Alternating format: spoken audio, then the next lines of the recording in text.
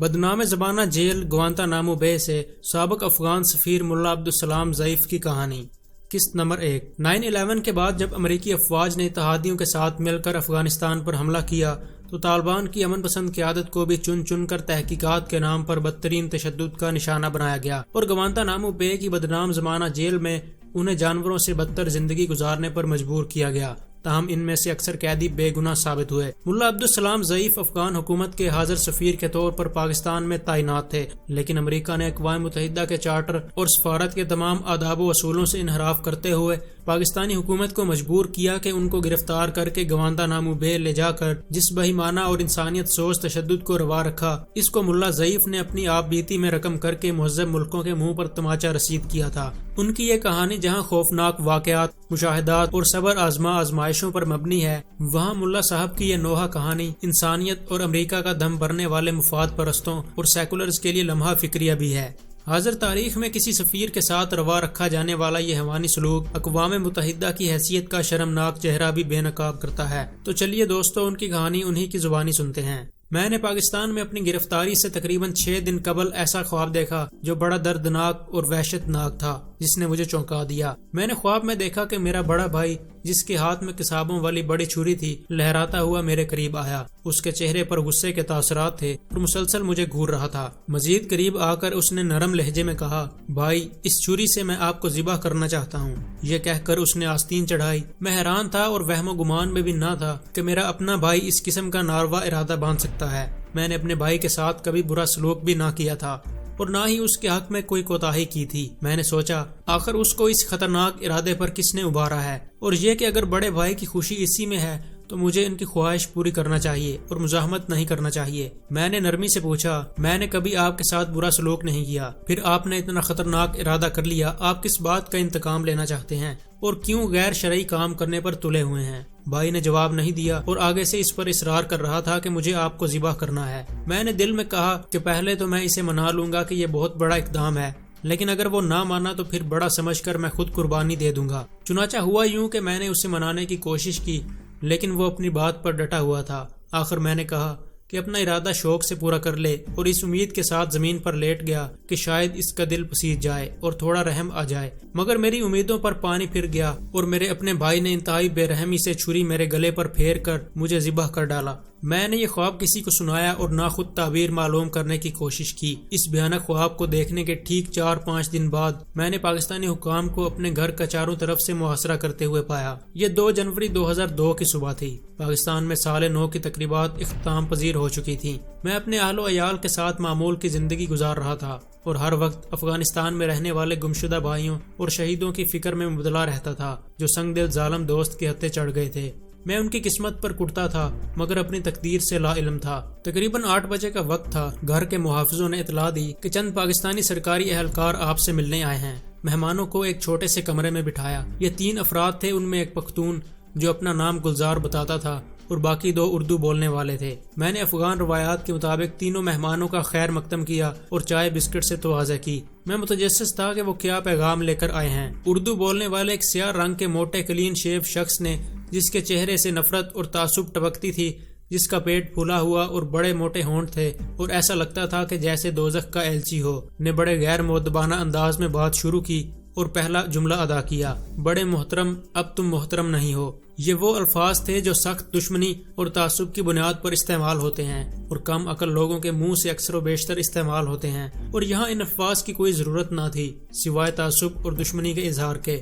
پھر وہ شخص بولا، آپ جانتے ہیں کہ امریکہ بہت بڑی طاقت ہے اور کوئی اس کا مقابلہ کرنے کی ہمت نہیں کر سکتا، نہ ہی کوئی اس کا حکم ماننے سے انکار کی جرات کر سکتا ہے۔ امریکہ کو آپ کی ضرورت ہے تاکہ آپ سے پوچھ گچھ کی جا سکے۔ ہم آپ کو امریکہ کے حوالے کرنے آئے ہیں تاکہ اس کا مقصد بھی پورا ہو اور پاکستان کو بھی برے خطرے سے بچایا جا سکے۔ میں نے بحث شروع کر دی اور کہا کہ چلو مان لیا آپ کے بقول امریکہ ایک سپر پاور ہے، لیکن دنیا کے کچھ قوانین اور اصول بھی تو ہیں جن کے تحت لوگ زندگی گزارتے ہیں۔ میں حیران ہوں کہ کن مروجہ اسلامی اور یا غیر اسلامی قوانین کے تحت مجھ سے یہ بدسلوکی کی جا رہی ہے، حالانکہ کسی بھی ملک کے سفیر کا تحفظ اور عزت بین الاقوامی مسلمہ اصول ہے۔ آپ کس کے ہاتھوں مجبور ہیں؟ آپ کا اخلاقی فرض ہے کہ مجھے میرے سوالوں کا جواب دیں اور مجھے اتنی مہلت دیں کہ میں آپ کا ملک پاکستان چھوڑ دوں۔ میری باتوں پر اس بے رحم بدبخت مزدور نے انتہائی بے شرمی اور گراتے ہوئے کہا، آج ہمیں اسلام یا قانون نہیں، پاکستان کے مفادات عزیز ہیں۔ در حقیقت اپنے شخصی اقتدار کا تحفظ مقصود تھا۔ میں نے یہ بات سنی تو سمجھ گیا کہ اب کوئی دلیل اور عذر کام نہ آ سکے گا۔ خاموشی اختیار کرنے سے قبل صرف اتنا کہا کہ جو آپ کی مرضی ہے کریں، ہم بے بس اور مجبور لوگ ہیں، سوائے خداوند قدوس کے کوئی دوسرا آسرا اور امید نہیں، وہی ہمارا حامی و ناصر ہے۔ یہ سن کر اس شخص نے کہا کہ آپ 12 بجے تک گھر میں رہیں گے، اس کے بعد آپ کو پشاور لے جایا جائے گا۔ میری رہائش گاہ کو چاروں طرف سے محاصرے میں لے لیا گیا تھا اور باہر جانے کا کوئی راستہ تھا نہ کوئی امید۔ ٹیلی فون کے ذریعے پاکستان کے دفتر خارجہ سے رابطہ کیا مگر سوائے خاموشی کے کچھ ہاتھ نہ آیا اور ذمہ داروں نے جواب دینے سے آراز کیا، گھر سے بے دخلی۔ پھر وہ لمحہ بھی آیا کہ جب مزید سرکاری حکام آئے اور شاہی حکم صادر کیا کہ آپ کو پشاور منتقل کیا جا رہا ہے، جہاں آپ ہمارے مہمان رہیں گے اور امریکی آپ سے صرف پوچھ گچھ کریں گے۔ ہو سکتا ہے 10 دن بعد آپ گھر واپس آ جائیں۔ یہی اطمینان میرے اہل و عیال کو بھی دلایا گیا اور مجھے یقین دلایا گیا کہ جب تک میں ان کا مہمان ہوں، میرے خاندان کی رہائش اور خوراک وغیرہ کا بندوبست کیا جاتا رہے گا۔ میرا یہ سب کچھ ادھر ہی رہ گیا۔ میرے پاس 10 مہینے کا ویزا تھا اور حکومت پاکستان کا یہ رسمی اجازت نامہ بھی کہ میں اس وقت تک پاکستان میں قیام کر سکتا ہوں جب تک افغانستان کے حالات ٹھیک نہیں ہو جاتے، جبکہ اقوام متحدہ کا وہ لیٹر بھی تھا جس میں پاکستانی حکام کو کہا گیا تھا کہ یہ ملا عبدالسلام ضعیف اہم شخصیت ہے، ان کا احترام ہونا چاہیے۔ لگ بھگ 12 بجے کا وقت تھا جب 3 گاڑیاں آئیں اور مسلح اہلکاروں نے گھر کا محاصرہ کر کے راستے اور لوگوں کی آمد و رفت کو بند کر دیا۔ اس وقت میڈیا کے لوگوں کو مجھ سے ملنے کی اجازت نہ دی گئی۔ مجھے باہر نکلنے کا حکم دیا۔ میں ایسے حال میں گھر سے نکلا جب میرے بیوی بچے چیخو پکار کر رہے تھے۔ میں اپنے بچوں کی طرف مڑ کر نہ دیکھ سکتا تھا کیونکہ میرے پاس ان کے لیے تسلی کا ایک لفظ بھی نہ تھا۔ اسلام کے محافظ پاکستانی حکام سے مجھے ہرگز یہ توقع نہ تھی کہ مجھے چند پیسوں کی خاطر امریکہ کو تحفہ بنا کر پیش کر دیا جائے گا، جس کا اعتراف جنرل پرویز مشرف نے اپنی کتاب ان دی لائن آف دی فائر میں بھی کیا ہے۔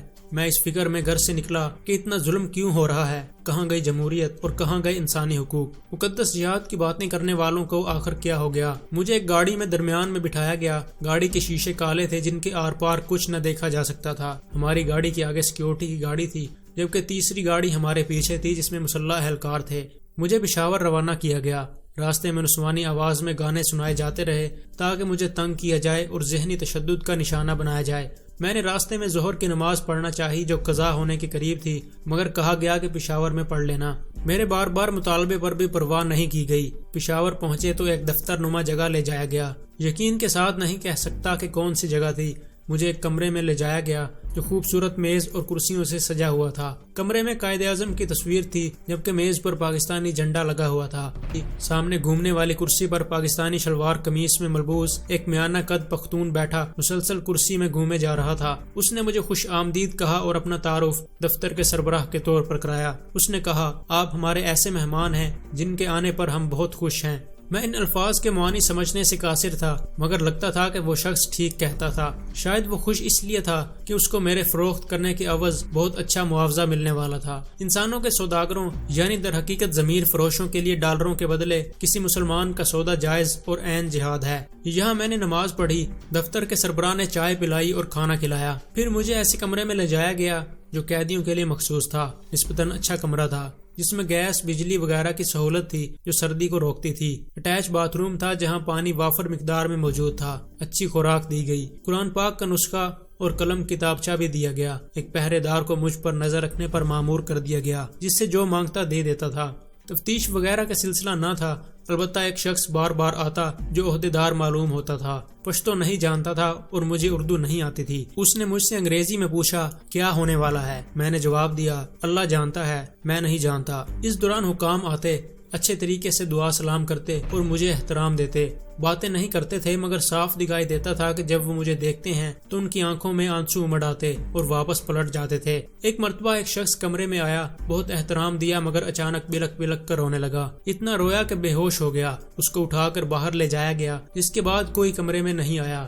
4 گھنٹے بعد مجھے پروگرام کے مطابق امریکیوں کے حوالے کر دیا گیا۔ اس واقعے سے پہلے میں نے 2 راتیں اسی کمرے میں گزاری۔ تیسری رات 11 بجے کے قریب میں نے سونے کا ارادہ کیا کہ اچانک دروازہ کھلا اور شلوار قمیص میں ملبوس چھوٹی داڑھی والا ایک شخص اندر داخل ہوا اور خیریت دریافت کرنے کے بعد پوچھا کیا ہونے والا ہے۔ میں نے لا علمی ظاہر کی، پھر اس نے کہا ہم آپ کو دوسری جگہ منتقل کر رہے ہیں، خدا حافظ۔ میں نے یہ نہیں پوچھا کہ مجھے کہاں لے جایا جا رہا ہے، کیونکہ مجھے سچ کی امید نہیں تھی۔ مجھے واش روم استعمال کرنے کے لیے 5 منٹ دیے گئے۔ ٹھیک 10 منٹ بعد کمرے سے نکال کر پہلی بار ہتھکڑیاں لگائی تھیں اور آنکھوں پر کالی پٹی باندھی گئی، جیبوں کی تلاشی لی گئی اور ڈیجیٹل ڈائریکٹری، پاکٹ سائز قرآن مجید کا نسخہ اور کچھ رقم لے کر مجھے دھکے دے کر گاڑی میں بٹھا دیا گیا۔ میرے ساتھ گاڑی میں بیٹھے افراد خاموش تھے، کوئی کچھ نہ بول رہا تھا۔ گاڑی نے حرکت کی اور لگ بھگ 1 گھنٹے بعد میں نے ہیلی کاپٹر کی آواز سنی۔ مجھے آثار و قرائن سے یقین ہونے لگا کہ ہیلی کاپٹر امریکی ہے۔ پھر رفتہ رفتہ گاڑی ہیلی کاپٹر کے قریب ہوتی گئی اور اس کی آواز کانوں کو پھاڑنے لگی۔ اس دوران مجھے ضرب پڑی اور میری کلائی پر بندی قیمتی گھڑی اس ضرب کے نتیجے میں گر گئی یا اس بہانے مجھ سے لے لی گئی۔ ہیلی کاپٹر کے قریب پہنچ کر مجھے 2 افراد کی مدد سے گاڑی سے اتارا گیا اور ہیلی کاپٹر سے چند قدم کے فاصلے پر کھڑا کر دیا گیا۔ چند لمحوں بعد میں نے خدا حافظ کے الفاظ سنے۔ یہاں مجھے پوری طرح یقین ہو گیا کہ میں امریکیوں کے حوالے کر دیا گیا ہوں۔